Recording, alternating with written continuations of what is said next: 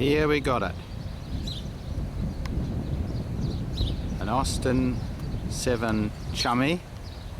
The early model was the headlights by the bulkhead.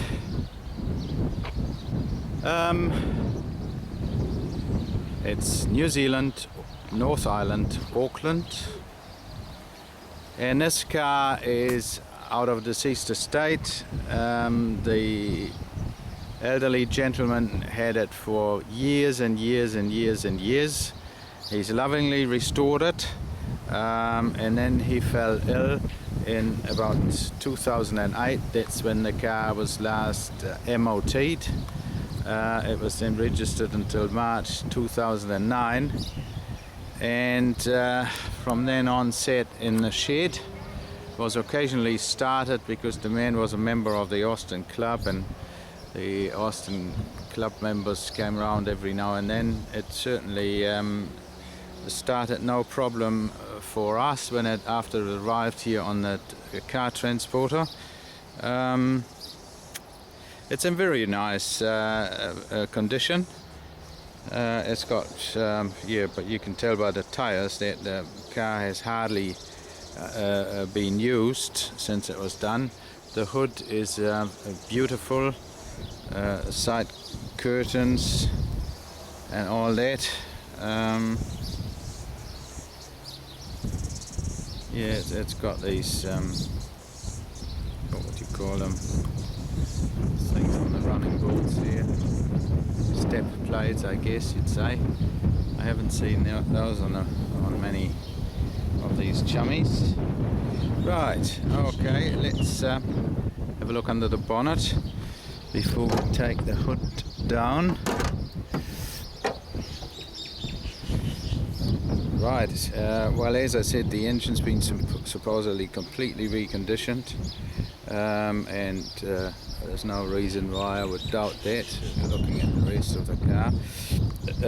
It's got a new honeycomb radiator, and people in the know will know how much they are these days. Right, okay, let's have a look at the other side. Right, here the other side of the engine. Got a fuel tap there. Probably better to shut that off when you don't use it for a while. Right, this is the little Austin now with the side curtains removed and looking pretty good at that too. And now we'll get the roof down. Right, and here we have it. Hood's down, topless.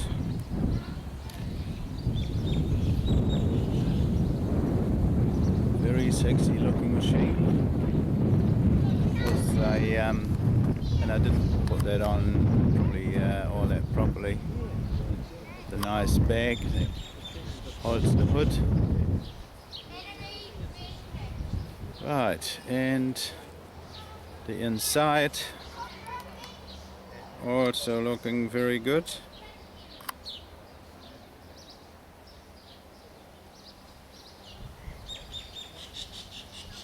Very nice seats, very nice rear, back seat, black carpet. Good. Alright, we'll now take her for a run. Right, she runs nicely. To start it, you put even when it's hot, I always put them back on fully retard. This is the idle here. I don't know why the amp meter is not telling us anything, but I'm sure we can find out. The starter button is this one there. That's a gate shift. This one and up like that is reversed, and then 1, 2, 3. So we now go for a bit of a drive. Right, here we go. That's first gear.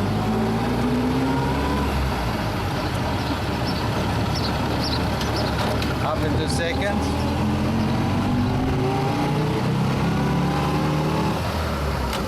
And third.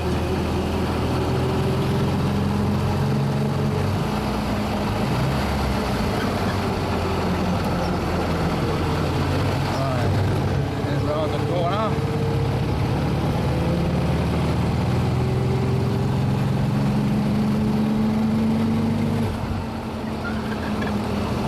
And it does have brakes as well.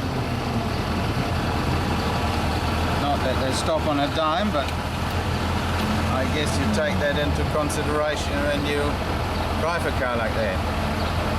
Right, and off we go again. I have to be a little bit careful here because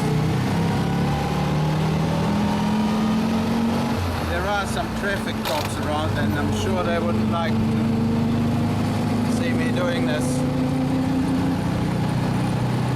Doing it all with one hand, like changing gears over the railway tracks.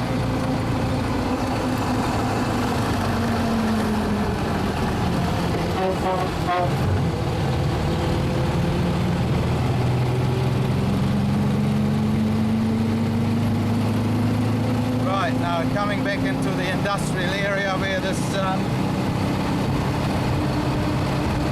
little beauty is now going to go into a container. Right. Well, I guess that has shown that this is a very nice little car, and it does actually go. Speedo works. I don't know why they amp meter. Oh, it's just now looking like it's doing a little bit. The oil pressure is good.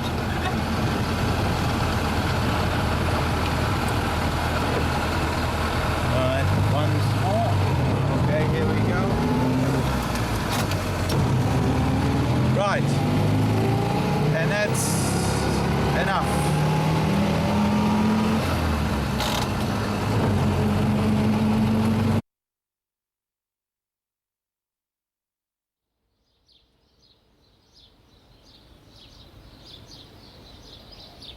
Right, this is the container going to England, and Peter, this is more for your information than anything else.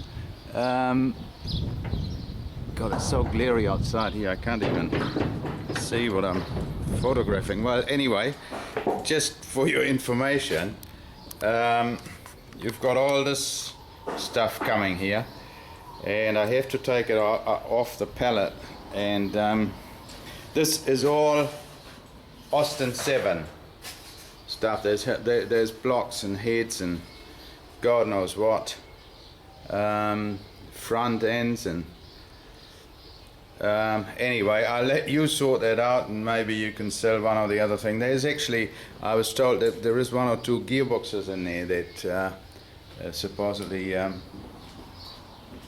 good stuff. Anyway, we'll take that, most of that off the pallet, or all of it off the pallet, but a lot of it is in boxes, so it's good. And I'll shove that under the cars, and just while we're here and while I can still get to everything, we've got that white one hanging up here. It's got 3 ropes on each corner, so it should be safe and sound here. The 1660 is right against the back wall, and it's got 2 ropes holding it back, turnbuckled up to the max. And this is important. In that Austin here is Essex stuff, and all the stuff that's labelled Essex, including the 4 new tyres, which are not labelled Essex, but the 4 new tyres, all that stuff is for that German guy who bought the Whippet and also bought the Essex. There's some grill surrounds of Austin 7s, a smaller one and a bigger one, and this is the box that goes with the brackets underneath, goes back on the back of this Austin 1660. Well, the seats, the back seats for this one are in this one here. And as I said, there's an engine in there, but I'll talk to you about that. we put it in there with an engine crane, and that was easy, and that would be the best way to get it out as well. The battery's off on that one. The fuel will be drained on all these cars. They made me sign a declaration, and so it's quite a bit of hassle, but I have had to drain all the fuel out of all cars to the last drip.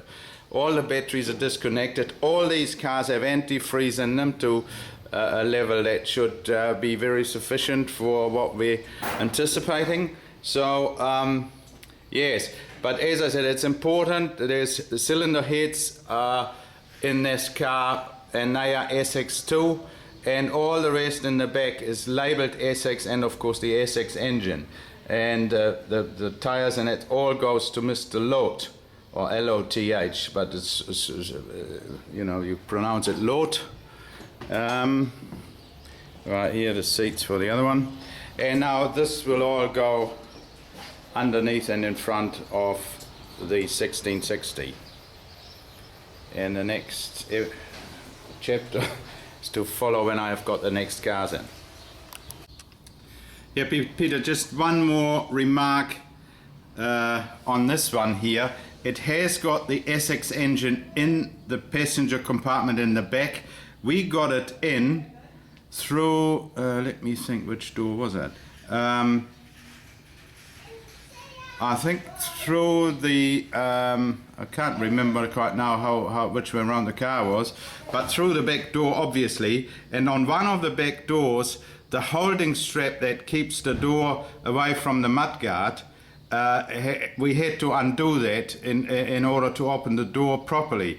And of course what we did, we put a little ding in the mudguard because we didn't watch it, and there is a bit of a string on there to prevent it from going from opening too far. Just watch that when you take it out. You have to sort of get an engine crane to the side of the car, have a very low, very short chain on there to lift it, and then you can lift the engine up, and just by pulling the engine crane back, just get it out there without touching the hood lining or the floor. It just works perfectly. And just as I said, make sure you put a cloth or something between the door and the mudguard, because otherwise it'll have another ding in it. We touched it up a bit, so it's all right.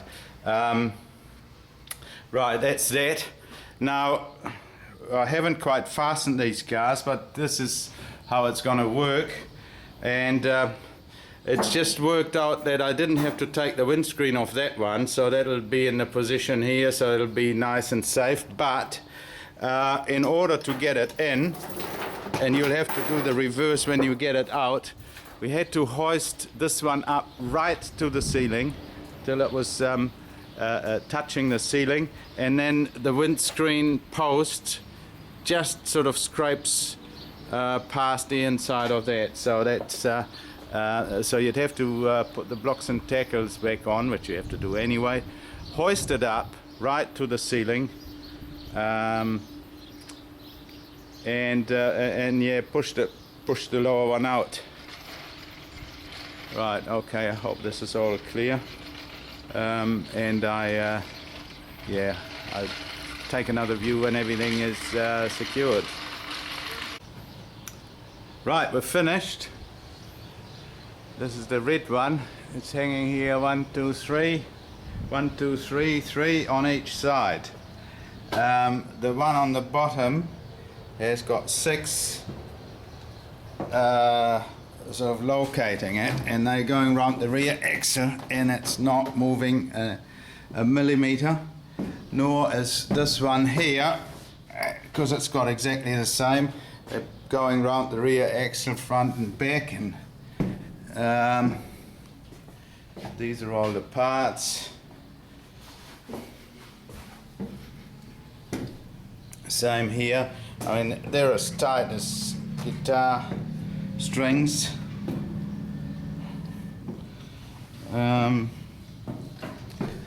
Right, 6, another 3 on this side on the bottom one, and the ones up the top. Well, here we had to get this one on a bit of a lean, because the wheel is straight against the container door, and when it was getting into here, the mudguard was hitting here, but there's a good nearly 2 inches clearance there now, and it's actually just a fraction more when the other door is closed. All these turnbuckles have little ties on them to secure them, and so they can't untangle, can't get done. Right, well that's me done. So we'll close the door. We have to shoot down to the hardware shop and just get some plastic sheets to put over them, just in case, very unexpectedly, one of these English beauties decides to drip a little drop of oil, which they haven't actually, to be honest. They're very good, but nevertheless we'll put some plastic over them and that'll be it. Right, there's the plastic sheets over the cars on the bottom. There's the windscreen of the white one in the front in this cardboard box, and now I'll put the seal on and that's it. Right, that's it, seal is on, off she goes.